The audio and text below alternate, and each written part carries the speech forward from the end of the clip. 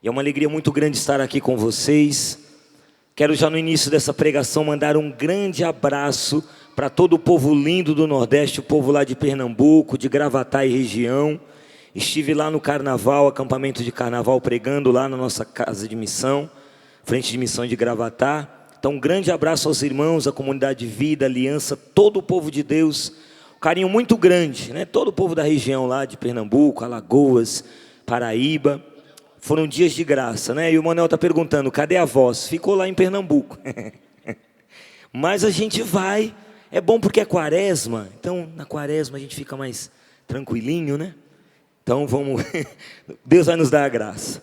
O tema que eu vou refletir com vocês hoje é o tema que está aqui escrito nesse livro, Combatentes na Provação.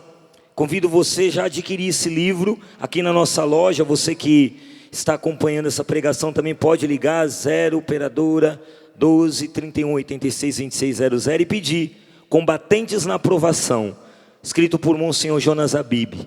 E o tema é não ceder à tentação. Início de quaresma, temos que falar sobre tentação também, né? E o Padre Jonas, na página 21, já diz o seguinte, olha o que ele escreve: os combatentes precisam compreender, nenhum de nós escapa à tentação. Então, já baseado já nessa primeira frase do nosso pai fundador, nenhum de nós escapamos à tentação. Eu sou tentado, você é tentado, ele é tentado, ela é tentada, nós somos tentados, vós sois tentados, eles são tentados, todos são tentados. Não tem um que não escape da tentação. Se o próprio Jesus foi tentado no deserto, quanto mais eu e você. Então vamos precisar refletir um pouco sobre a tentação. E nessa breve pregação, peço ao Espírito Santo que Ele te leve a ter esse tríplice olhar, um olhar em 3 direções. Vamos refletir um pouco sobre isso, esse olhar para 3 direções. Quero começar essa pregação lendo para você um fato da vida de Santa Teresinha. Santa Teresinha, lá no Carmelo, onde ela vivia, ela volta e meia era visitada pelas irmãs mais novas, né? Ali de ordem da congregação. E certa vez uma dessas irmãs, uma noviça, estava passando por uma grande tentação na sua vocação. Estava passando por uma provação, como está escrito aqui, combatentes na provação. Ela estava, essa noviça, lá do Carmelo de Santa Teresinha, estava vivendo essa provação, estava sendo tentada, terrivelmente tentada. E ela foi até a cela, onde estava Santa Teresinha ali, né? Onde Santa Teresinha descansava. E ela aproximou-se de Santa Teresinha e disse o seguinte: não posso passar por cima deste obstáculo. Talvez você na sua vida já tenha dito isso também, né?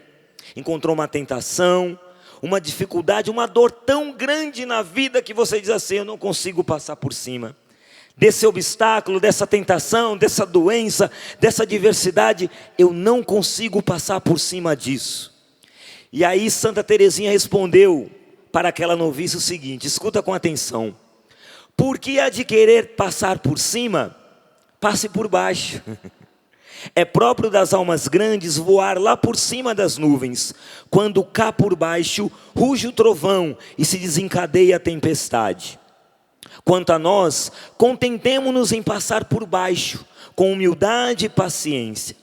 A propósito, Santa Teresinha vai dizer, lembro-me disto que me aconteceu quando era criança. Um dia estava um cavalo à entrada do jardim, impedindo a passagem. Enquanto os circunstantes, com cuidado em mim, discutiam um meio de desviar o animal, eu passei sossegadamente por baixo deste. Eis aí como é bom ser pequenina e se conservar cada um no seu tamanhozinho. Com a paciência e a humildade, ficais sempre pequeninos como as criancinhas. E quando algum cavalo das dificuldades da vida vos ameaçar ou vos impedir a porta da paz de vossa alma, como Teresinha depressa, passai por baixo. Nessa breve reflexão, o intuito dessa pregação, dessa tarde é isso. Que o Espírito Santo suscite no seu coração um profundo desejo de passar por baixo. Às vezes, diante da tentação, a gente diz: não, em Deus eu tenho a fortaleza, nada vai me abalar e eu vou passar por cima disso. E aquela mentalidade triunfalista, quando eu e você, quando entendemos que dependemos totalmente de Deus, pequeninos, desse tamanhozinho, como diz Santa Teresinha, olhando para a nossa própria debilidade, para a nossa fraqueza, para a nossa miséria, olhando para a nossa pequenez, a gente se aproveita dela. Em Deus, pela força do Espírito Santo, a gente se aproveita dessa fragilidade e passa por baixo. Eu peço ao Espírito Santo que ao final dessa pregação, você tenha um grande desejo diante das dificuldades da vida, diante das enfermidades, diante dos obstáculos e diante das tentações, que você tenha esse desejo: eu vou passar, não por cima, mas por baixo, reconhecendo o meu tamanhozinho, mas reconhecendo a grandeza de Deus. É a graça que eu peço ao Espírito Santo. E nós vamos pegar a palavra de Deus em 2 Samuel, no capítulo 19, há um ensinamento para nós, no segundo livro de Samuel. É um livro do Antigo Testamento, e é um livro que nos assusta quando a gente lê logo de cara, porque tem muita guerra, muita morte, muita matança, muito derramamento de sangue. Mas nesse livro nós tiramos lições preciosíssimas para as nossas vidas. E nesse capítulo 19, do segundo livro de Samuel, há um fato, o autor sagrado narra um fato muito doloroso para a vida do rei Davi. Davi tinha muitos filhos, e dentre esses filhos, um deles se chamava Absalão. Por uma razão que eu não vou poder dizer aqui por causa do tempo da pregação, depois você lê o segundo livro de Samuel, você vai entender. Mas Absalão voltou-se contra seu pai, Davi. E Absalão foi proclamado rei, sendo que Davi já era o rei de Israel. E ele, Absalão, o filho de Davi, persegue o seu pai. Absalão, com seus soldados, com todo Israel apoiando ele, vai entrar em Jerusalém para assumir o trono real. Só que quando Absalão vai entrar com o exército dentro de Jerusalém, Davi ele foge, porque o filho queria entrar em Jerusalém para matar o próprio pai. Você vai perguntar: mas por que isso? Leia 2 Samuel que você vai entender tudinho. E Absalão, porque alimentou no seu coração uma vingança, uma revolta, um coração não curado, e um coração não curado é capaz de fazer coisas terríveis, minha gente. Então ele, com esse coração machucado, ferido, enraivecido, cheio de vingança, parte para matar o próprio pai. E Davi o que faz? Foge. Nessa fuga para o deserto, Davi pega o povo que morava com ele lá no castelo, os seus servos, esposos, filhos, pega todo mundo lá, os seus soldados, a sua tropa de elite, pega todo mundo e vai para o deserto. Nessa ida para o deserto, isso está em 2 Samuel 16, há um homem da parentela de Saul. E você sabe que a família de Saul, Saul era rei antes de Samuel. E Saul, porque ele perdeu o trono, porque Deus escolheu Davi como rei no lugar de Saul, a família de Saul ficou muito desgostosa. E os familiares, os parentes de Saul diziam para Davi: foi você que roubou o trono de Saul. Quando não, isso não era verdade. Saul perdeu o trono porque ele não foi fiel ao Senhor. E Deus escolheu Davi como rei em seu lugar. Só que a família de Saul não entendia isso. E quando Davi está fugindo para o deserto, porque Absalão estava perseguindo a ele, um parente de Saul, chamado Semei, aparece e começa a tirar pedra no rei, e chamar ele de maldito, e chamar ele de assassino, e chamar ele de vadio, e começa a ofender ao rei. Um dos soldados do rei, Abissai, que é um dos soldados do rei, fica furioso e fala: me dê a ordem, rei, que eu vou lá e corto a cabeça dele. E Davi diz: não, se Deus permitiu que esse homem me amaldiçoe, o que eu posso fazer? Queira Deus que ele olhe a minha miséria, como eu estou fugindo do meu próprio filho, que quer me matar, que Deus olhe a minha dor e transforme essa dor em alegria. E ele foge, Davi vai para o deserto. Bom, aí depois acontece tudo, que Davi vence a batalha contra Absalão, Absalão morre em combate, e Davi é trazido de volta para o trono. Davi sai do deserto e volta para Jerusalém. E esse capítulo 19 traz esse fato, Davi volta para o trono. E quando Davi atravessou o Jordão, passou pelo deserto e volta para Jerusalém, quem que ele encontra para recebê-lo, para acolhê-lo? Exatamente o tal do Semei, que é o parente de Saul. Aquele mesmo que cuspiu no rei, aquele mesmo que tacou pedra no rei, aquele mesmo que chamou o rei de vadio, aquele mesmo que disse que o rei era maldito. Esse sujeito agora, ele se prostra diante do rei e fala: me perdoa, meu rei, o senhor não sabe o que eu falei, eu estava louco na hora que eu falei aquilo, morrendo de medo, né? Porque Davi agora novamente é rei, ele tem o poder. E nessa hora, aquele mesmo soldado, lá no capítulo 16 que disse: vou cortar a cabeça dele, se eu der a ordem eu corto a cabeça. Olha o que diz o mesmo soldado. Ele vai falar lá, 2 Samuel capítulo 19, versículo 22. Então Abissai, filho de Sárvia, interveio com essas palavras: não se deveria executar Semei, ele que amaldiçoou o ungido do Senhor? Olha a proposta do soldado, do comandante lá de Davi. Olha, rei, foi esse verme aí que te xingou, foi esse sujeito aí, ó. Foi esse sujeito aí que te ofendeu, que cuspiu no Senhor, que tacou pedra, que falou que o Senhor era um maldito, que era um vadio, que não sei mais o que. O Senhor voltou a ser rei. Não devemos executar ele?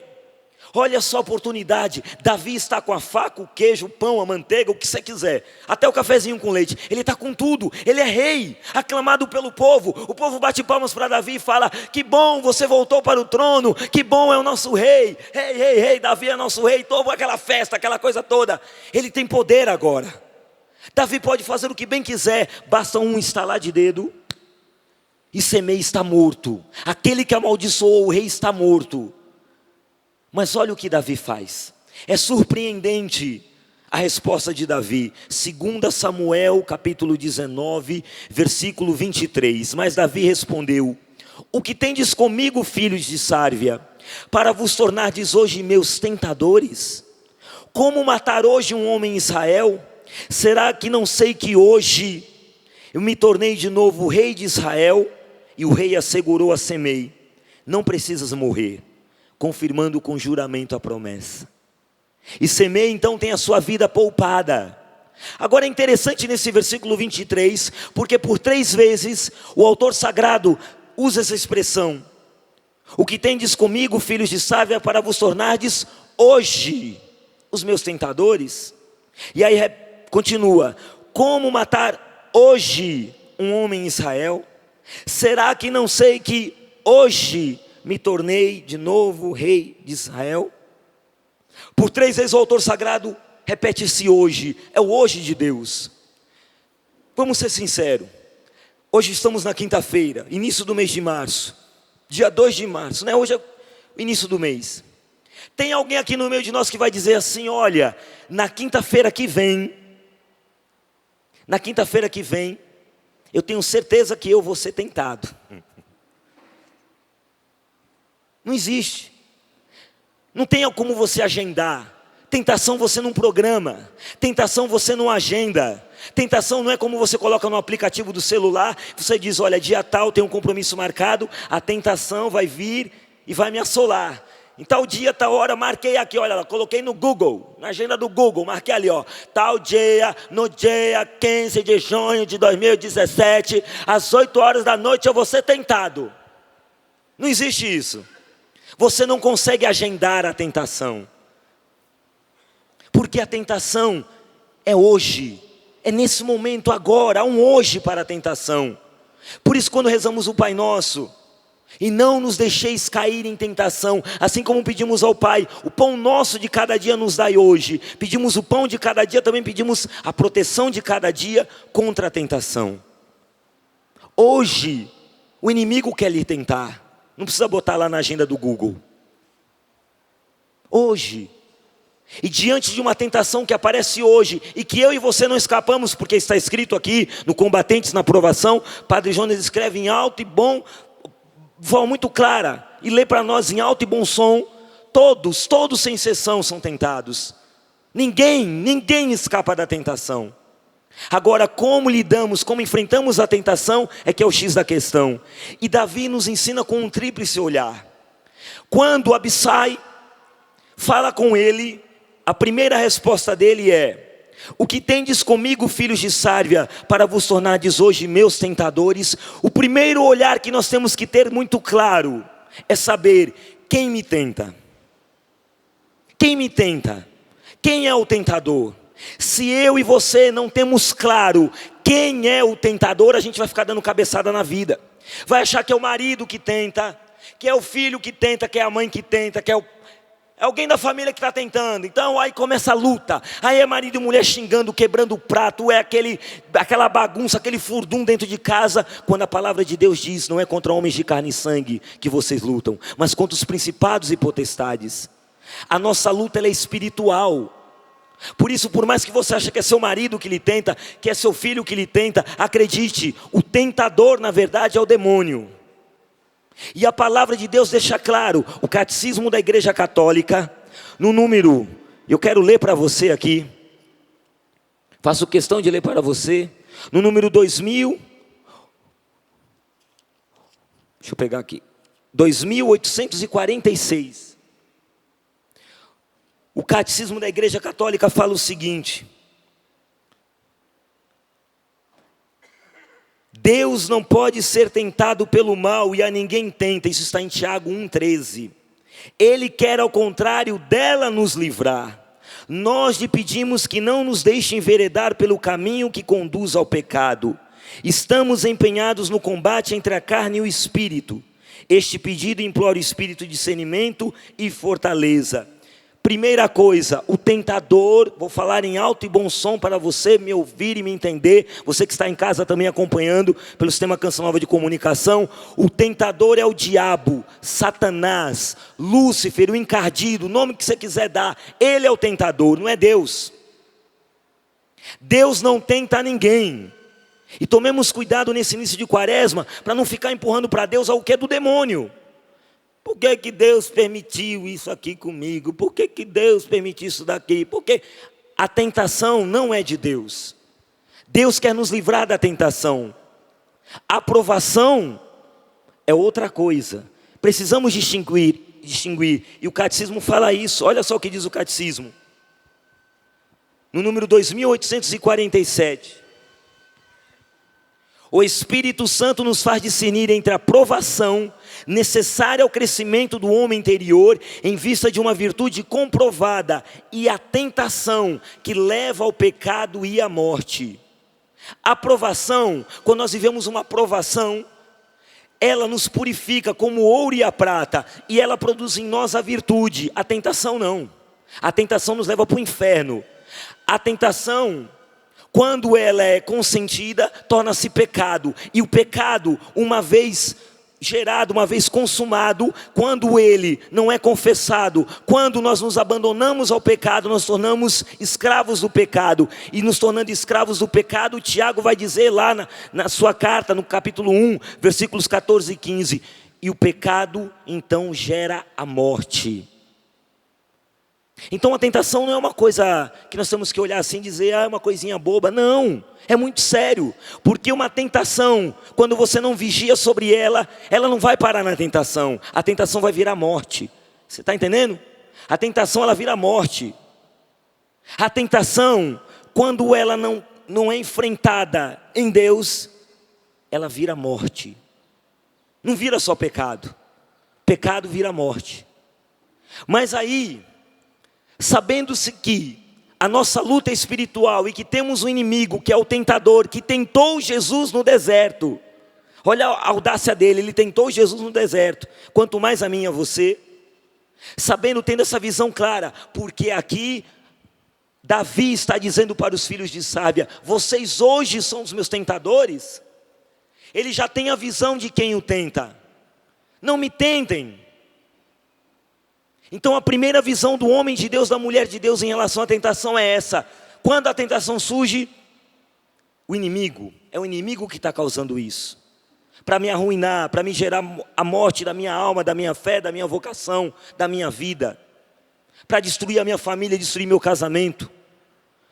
Essa é a proposta do encardido. Então eu tendo essa visão, sabendo que é ele. Eu não vou ficar perdendo meu tempo só brigando com o marido, com o filho, com não sei quem. eu vou viver o combate da oração, você percebe? Por isso que tem tanta mulher, tem tanto homem que fala, mas eu falo tanto, eu brigo tanto com esse menino, eu falei tanto na cabeça desse homem e ele não muda. Porque você está lutando do jeito errado. Ele só está sendo um instrumento útil na mão do inimigo, mas é o inimigo que está por trás disso. É espiritual, então o combate tem que ser espiritual. É pela força da oração, pela unção do Espírito Santo. Mas há um segundo olhar, e eu preciso continuar por causa do tempo, né? Olha aqui o segundo hoje, que ele responde. Ele vai dizer aqui: como matar hoje um homem em Israel? No mesmo versículo 23. Esse segundo hoje, veja, no primeiro olhar, eu sei quem me tenta. O tentador é o demônio. Está claro até aí?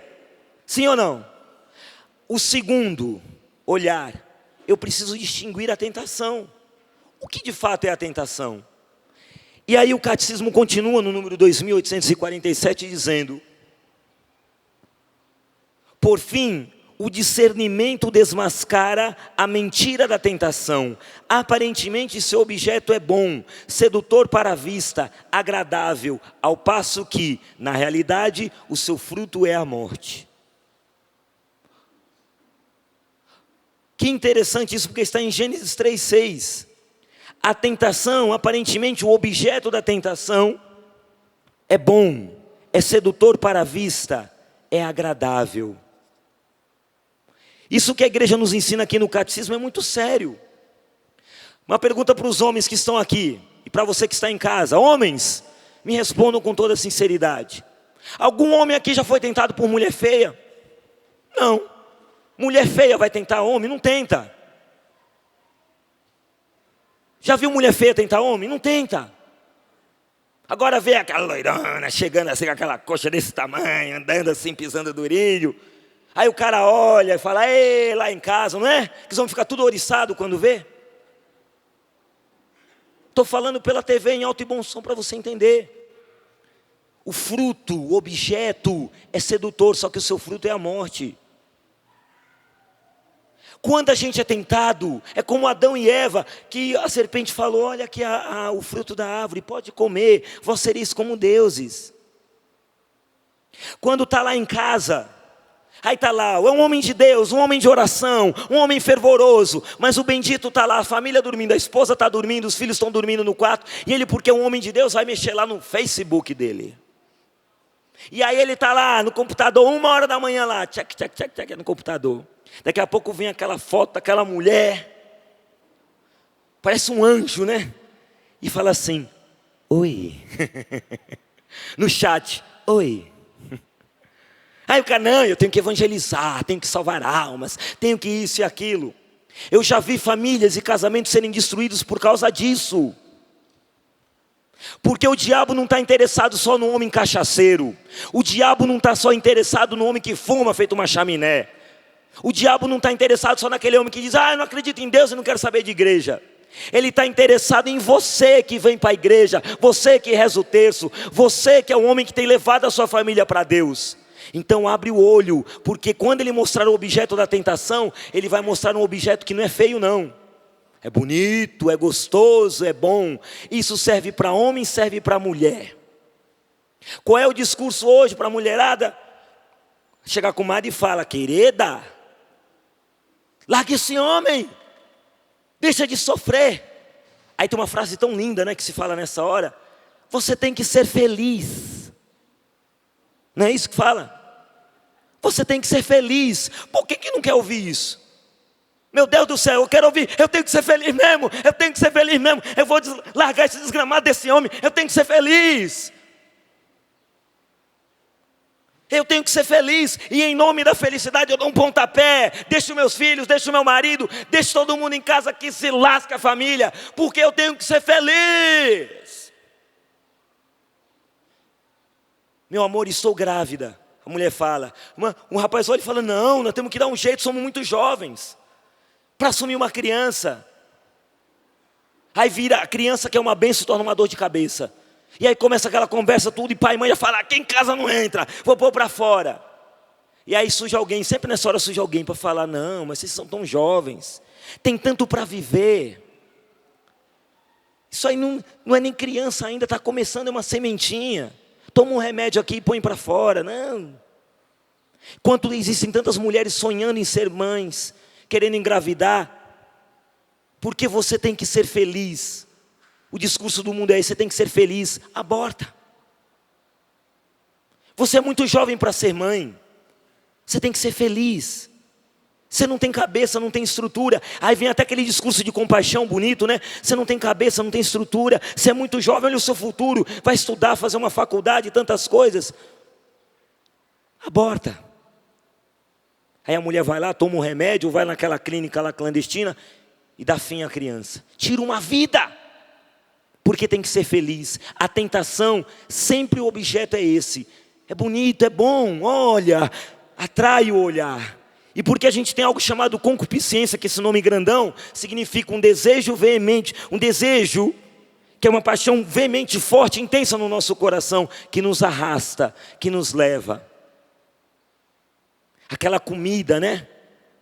Você olha aquela comida e é guloso, né? Tem que comer, comer, comer, comer. Aí os olhos ficam desse tamanho, vou comer, comer. Jejum nem pensar. Guloso. Aquele calor. E você tomou o propósito de não tomar um gole de álcool. Nessa quaresma eu não vou beber nada, vou tomar um gole de álcool.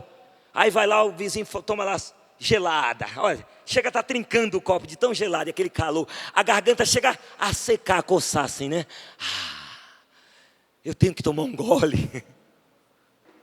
Alguém sente tentado por cerveja quente? Hein, homens? Você que diz que não vai mais beber. Se alguém te apresenta uma cerveja quente, fervendo lá, tu vai beber? Não vai. Agora traz uma geladona. Já viu alguém ser tentado por um homem que olha para um carro e fala: eu quero aquele carro. Aquele carro cai nos pedaços, ninguém quer. Aí a pessoa ainda coloca um adesivo: foi Jesus que me deu. Coitado de Jesus, né? Jesus me deu. Aí o carro lá, agora passa aquele carrão que você aperta um botão, o farol abre assim, levanta o farol, as portas abrem assim, aquela coisa. Parece carro de filme de super-herói, né? Vem sozinho pro dono.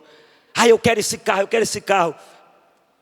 Eu vi dois homens lá que estavam me dando uma carona lá em Pernambuco. O cara comentando: rapaz, o cara foi nos Estados Unidos e comprou uma Maserati.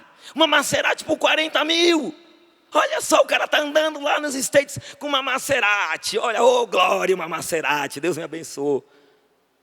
Gente, a gente quer o melhor, quer a melhor roupa, a melhor mulher, a melhor comida, a melhor bebida. A tentação é isso, você tem direito do melhor. Você precisa estar atento à tentação, porque a tentação ela vai sempre se mostrar bonitinha, fofinha, cheirosinha no começo. Depois que você caiu nela, meu amigo, ela gera morte. Por que eu fui me deitar com aquela mulher? Por que eu atendi aquele telefone? Tem um padre, irmão nosso na Canção Nova, não vou dizer o nome, mas ele, olha só que interessante, ele uma vez escreveu no celular dele, tinha uma mulher que estava dando em cima de um padre. Mulher dando em cima do padre, mulher, fogo, né? Dando em cima do padre. E o padre conseguiu o telefone do padre, você acredita? E ficou lá ligando para paquerar ele. Aí o padre escreveu, quando era a chamada dela, ele escreveu lá: Satanás. Aí uma vez o padre estava lá na casa, aí o outro padre amigo dele olhou e o celular tocou, ele estava na cozinha e falou: olha, o celular está tocando, Satanás está te chamando aqui, ó. Ele falou: não vou atender não. Satanás está te chamando, no celular. Está lá, venha se deitar comigo. Então cuidado. Porque Satanás pode estar no telefone, pode estar do outro lado da internet, lá na rede social, lá no zap com você. Satanás pode estar naquele balcão do bar, naquela banca de jornal, pode estar naquela roda de amigos. E digo isso com muita dor no coração, pode estar até naquela reunião dentro da igreja. Quando aquele membro daquele grupo fica olhando para a mulher do outro membro do outro grupo, e a mulher, e o homem do outro lado fica olhando para a mulher dele, aí fica aquela troca de olhar na reunião. A paz de Jesus e amor de Maria. E fica lá olhando para o decote. A paz de Jesus e amor de Maria. Tentação. Estou falando alguma coisa de outro planeta para vocês? Estou falando alguma coisa que não acontece? Vamos escancarar aqui, vamos jogar limpo, gente. palavra de Deus é verdade, tem acontecido no meio de nós.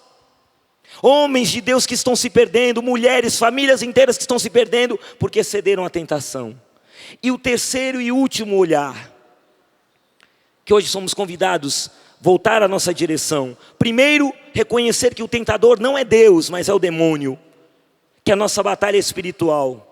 Segundo, a nossa luta contra a tentação, ela é espiritual, é de ordem espiritual. Segundo, reconhecer, pedir o Espírito Santo e dizer: Espírito Santo, me dê a sabedoria e o discernimento para saber o que é provação necessária para mim, para a minha caminhada de fé, para produzir a virtude, e o que é tentação. E show, Satanás, fora, não quero saber, joga o celular, não. Corta, se teu olho é ocasião de queda para ti, arranca-o. Se é a mão, arranca, diz a palavra. Não é que você vai sair cego ou agora decepar a mão. Mas você está entendendo? Se é aquele canal, não liga a TV 11 horas da noite. Porque você sabe que se você ligar a TV 11 horas da noite, você vai botar naquele canal e vai assistir aquilo que não deve. Então desliga a TV.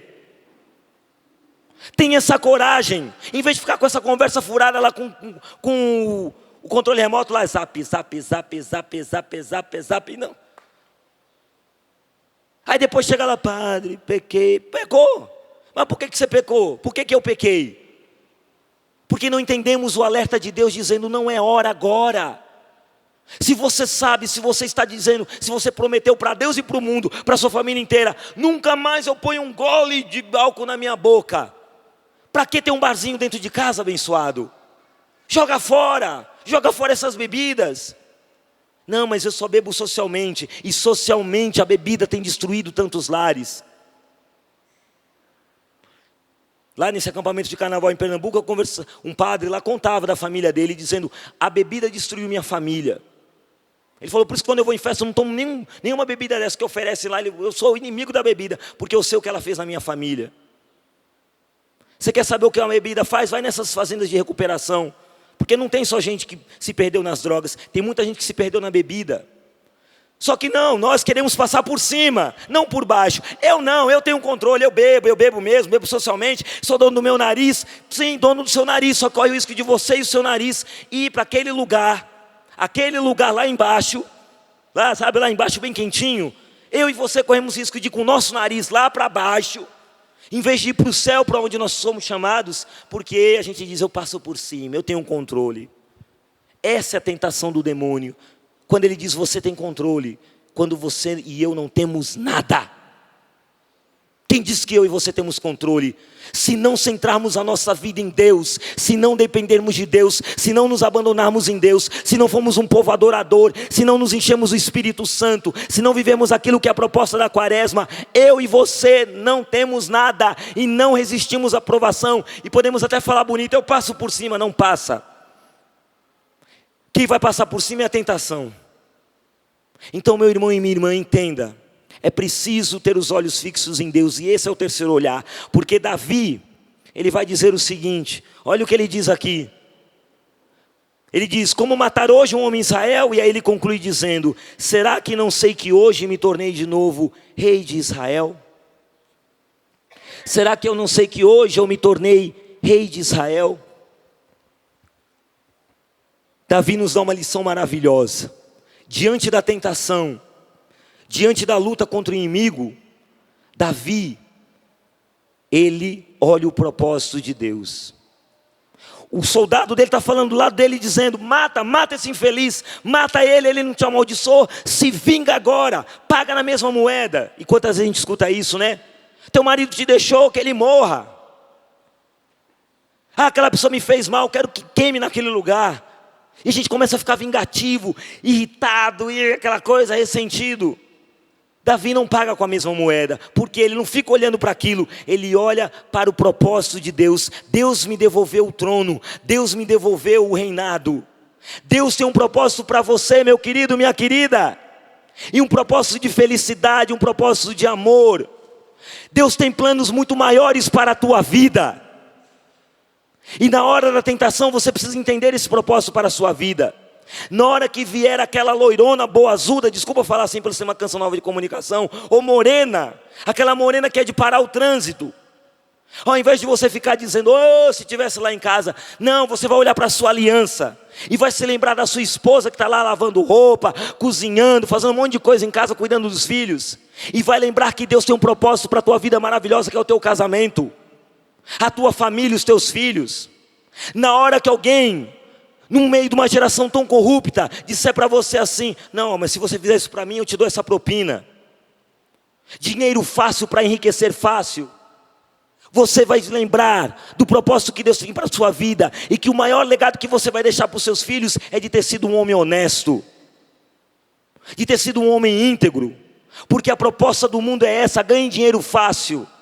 Qual é o discurso hoje das pessoas? Que vantagem que eu levo? Não é esse o discurso? O que eu ganho com isso? Todo mundo quer ganhar vantagem. Só que quando você diz, não, eu não quero essa propina, eu não quero esse dinheiro fácil, eu não quero ser corrupto. Você está aceitando a providência de Deus, porque Ele diz, olhai as aves do céu, não semeiam nem ceifam, e vosso Pai Celeste as alimenta, eu vou te alimentar. Não vou deixar faltar nada na tua vida.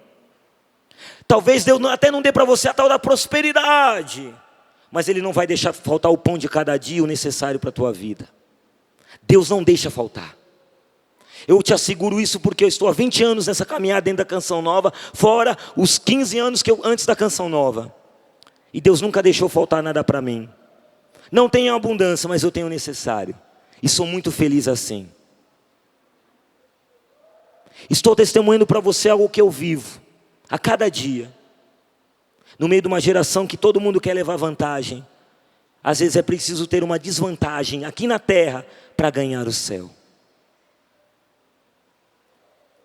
E para que você tenha essa visão do propósito de Deus, eu quero terminar, para a gente poder rezar com o Jales. Nosso irmão vai rezar aqui, ele e o Emanuel. Porque a gente acha que tentação é só coisa de gente pecadora, né? Só gente que vive ralando aqui na vida, que os santos também foram tentados. Como diz Padre Jonas, aqui no Combatentes na Provação, todos foram tentados, ninguém escapa da tentação. Então veja, eu quero ler para você uma tentação que Santa Faustina, apóstola da misericórdia, daqui a pouco a gente vai rezar o texto da misericórdia aqui. Santa Faustina também foi tentada. E às vezes a gente acha que o demônio, ele vai chegar para a gente, vai ficar assim, rangendo os dentes, falando, eu vou acabar com você, eu vou acabar com você, eu vou destruir sua vida, eu vou destruir sua vida. Quando aqueles demônios que aparecem falando aquele monte de coisa, é aqueles diabinho de fundo de quintal, sabe aquele diabinho pé rapado? É aqueles que ficam fazendo escândalo, eu vou matar você, não sei o quê. Porque o demônio mesmo, o Lúcifer, o diabo mesmo, ele não chega assim, eu vou acabar com você. Ele chega com voz doce, minha gente.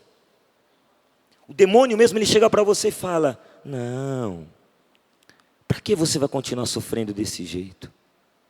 Olha só, você tem que ser feliz. Larga esse homem. Não, teu patrão não te valoriza no trabalho, ninguém te reconhece, estão te oferecendo agora esse dinheiro fácil. Aceita. Você tem mulher e filho para cuidar. Aceita esse dinheiro. Olha, todo mundo faz isso. Não tem problema você fazer. Deus não é tão exigente assim. É assim que o demônio tenta. Não é falando, vou destruir você, vou acabar. Não. Ele chega com voz doce. E aí a hora que a gente diz, você está certo, inimigo. Você está certo, pronto. Gerou a morte. Pecado gera a morte. Você está duvidando do que eu estou falando? Então eu vou ler para você o diálogo. Diálogo não é diálogo porque Santa Faustina ficou quieta aqui. Mas escuta com atenção o que o inimigo falou para ela. No dia 17 de janeiro de 1938. Está no número 1496 do Diário de Santa Faustina. E eu vou terminar a pregação com isso. Hoje, desde manhã, a minha alma se encontra no calabouço. Santa Faustina falando. Não posso elevar-me até Jesus. Sinto-me como que abandonada por Ele. Não me voltarei às criaturas em busca de luz, porque sei que elas não me iluminarão, se Jesus quiser manter-me nas trevas. Submeto-me à sua santa vontade e sofro. No entanto, a luta se torna cada vez mais encarniçada. Durante o ofício das vésperas, eu quis unir-me na oração com as irmãs. Quando me transportei em pensamento à capela, o meu espírito mergulhou em trevas ainda maiores. Apoderou-se de mim um desânimo por tudo. Tem alguém aqui desanimado nesse rincão? Tem alguém desanimado em casa? Escuta com atenção. Santa Faustina dizendo: apoderou-se de mim um desânimo por tudo. Então, nesse desânimo, eu ouço a voz do demônio. E olha o que o encardido fala. Olha, Faustina, como é contraditório tudo que Jesus te dá. Manda que fundes um convento e ele te dá a doença. Manda que te esforces para conseguir essa festa da misericórdia. E o mundo? O mundo nem quer saber dessa festa. Por que, Faustina, você reza por essa festa? Essa festa da misericórdia é tão inoportuna. Aí Santa Faustina escreve: a minha alma se cala e reza por um ato de vontade, não encetando o diálogo com o espírito das trevas. No entanto, tomou conta de mim uma tão estranha apatia pela vida, que eu fazia grandes esforços de vontade para me conformar com a vida. E ouço novamente as palavras do tentador. Ela acabou de comungar, né? Não, ele vai dizer assim: olha só, demônio, Faustina, pede a morte para ti amanhã, depois da comunhão. Deus te atenderá, Faustina. Lembra da tentação no deserto? Deus vai te atender, porque afinal tantas vezes Ele te atendeu e deu o que você pediu a Ele. Aí Faustina escreve: eu me calo e rezo com um ato de vontade, ou antes submeto-me a Deus, pedindo-lhe interiormente que não me abandone neste momento. Já são 11 horas da noite. Tem gente que 11 horas da noite está dormindo. Agora tem gente que 11 horas da noite está vendo o que não deve na TV e na internet. E Santa Faustina 11 horas da noite estava rezando, no meio de uma luta espiritual, e ela diz: já são 11 horas da noite, todas as irmãs já estão dormindo nas celas, apenas a minha alma está lutando, e com um grande esforço. O tentador continua a falar-me, chega de novo encardido e diz: por que te importas com as outras almas, Faustina? Tu deverias rezar apenas por ti mesma. Os pecadores, eles se converterão sem as tuas preces. Estou vendo que está sofrendo muito neste momento. Eu te darei um conselho. Olha a ousadia do inimigo. Vou te dar um conselho, Faustina, do qual vai depender a tua felicidade. Você quer ser feliz, Faustina? Diz o diabo. Ouve o meu conselho. Olha o conselho dele. Nunca fales da misericórdia divina, especialmente não estimule os pecadores a confiança na misericórdia de Deus, porque eles merecem o justo castigo. E Faustina vai dizer: eu continuo calado e por um ato de vontade persevero de um modo geral em Deus, embora um gemido se levante do meu coração. Finalmente o tentador se afasta e eu, cansado, adormeci imediatamente. De manhã, quando recebi a Santa Comunhão, logo após a comunhão entrei em minha cela e, caindo de joelhos, Faustina cai de joelhos, minha gente, renovei o ato de submissão em tudo à santíssima vontade de Deus. E olha o que ela diz, é o que eu e você temos que dizer daqui a pouquinho com Jales na nossa oração: peço-vos, Jesus, dai-me forças para a luta. Olha a oração de Faustina, ela foi tentada. O diabo diz para você ser feliz, esquece a misericórdia. Para você ser feliz, Faustina, não fica propagando a misericórdia. Chega de sofrer, você tem que ser feliz. E aí, Jesus aparece para ela e diz: estou satisfeito com o que estás fazendo, e continua tranquila se fizeres sempre o que estiver ao teu alcance em toda essa obra da misericórdia. O demônio não conseguiu nada te tentando, porque não encetaste diálogo com ele. Olha o segredo. Na hora da tentação, você não tem que ficar virando para o demônio. Você sabe que é ele que está tentando, mas você não tem que ficar virando para o inimigo e dizendo: ai, você está me tentando agora, quer que eu seja corrupto? Olha, você está falando isso aqui, quer que eu olhe para aquela mulher? Olha, você quer que eu adultere? Olha, você quer que eu beba esse copo de cachaça? Olha, não é assim que funciona. Você não enceta diálogo com o demônio, é com Deus, com teu rei, com teu Senhor, é com o Espírito Santo. Jesus, olha aqui Jesus, olha o que ele está falando Jesus, olha o que ele está propondo. Jesus meu Senhor, olha o que o inimigo está propondo, olha aqui a tentação, estou sendo tentado, mas eu estou conversando contigo Jesus, e é só contigo, o meu olhar é para ti, o meu coração é para ti, a minha voz é para ti, até a minha rouquidão é para ti, todo o meu ser é para ti, é contigo que eu falo, não é com o demônio, é contigo Jesus. E é assim que você luta, é em Deus, centrar a vida em Deus. Repita comigo, centrar a vida em Deus. No 3, vai, 1, 2, 3. Está fraco, de novo, 1, 2, 3. Centrar a vida em Deus, tudo em Deus. A família, o casamento, a saúde, tudo, o emprego, as dificuldades, tudo em Deus, tudo em Deus, tudo em Deus. E assim que ela tem a vitória. E aí termina Jesus dizendo a Faustina: continua a fazer assim, hoje me deste uma grande glória lutando tão fielmente. Que o teu coração se fortifique e confirme na convicção de que eu sempre estou contigo, embora não me sintas no momento da luta. Talvez hoje, no meio dessa tentação, dessa tribulação, você não esteja sentindo a presença de Deus. E nós vamos terminar agora. Começa a tocar uma canção, um ministério de música. Jales, vem para cá para rezar, meu irmão. Fica de pé.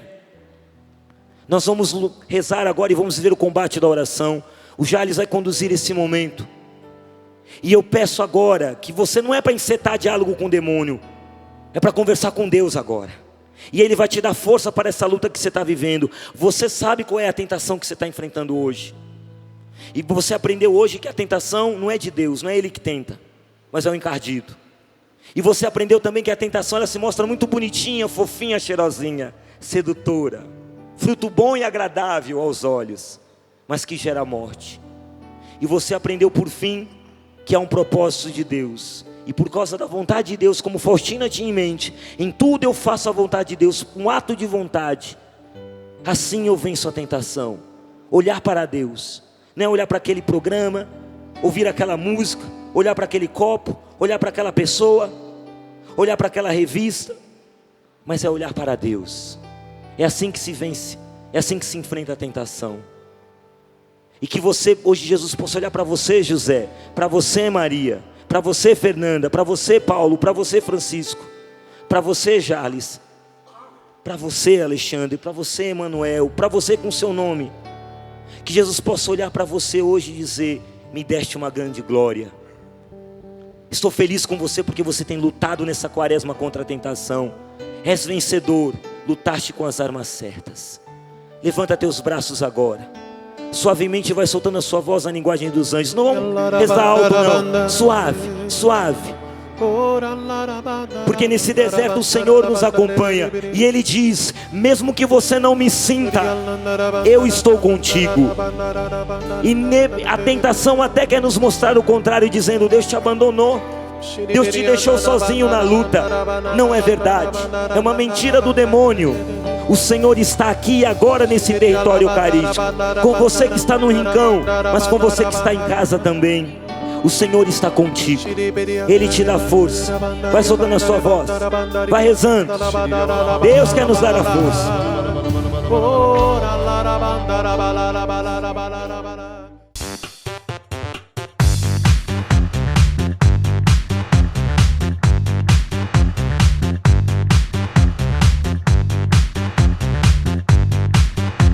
CançãoNovaPlay.com. Assine já!